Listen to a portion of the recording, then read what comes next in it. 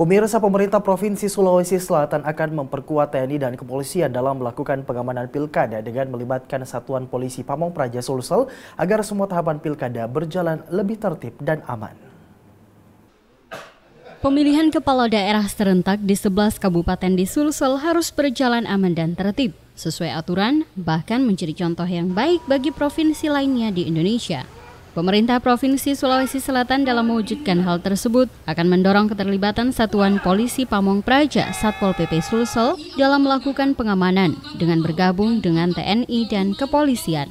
Pemerintah Provinsi Sulawesi Selatan tetap memprioritaskan semua daerah yang akan melaksanakan pilkada karena potensi konflik bisa saja terjadi dan akan mengganggu kenyamanan masyarakat dan roda pemerintahan.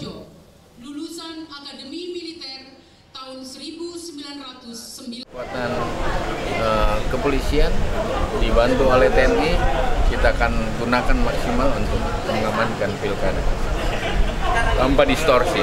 Tanpa distorsi, kita sudah mau tidak ada aman penting. Gubernur Sulsel Syahrul Yassin Limpo berharap masyarakat dapat bersama-sama dalam mengawal pesta demokrasi 5 tahunan sekali ini, sehingga akan lahir pemimpin yang mampu memenuhi keinginan masyarakat. Dari Makassar, Syarifuddin Hamzah, GoTV memberitakan.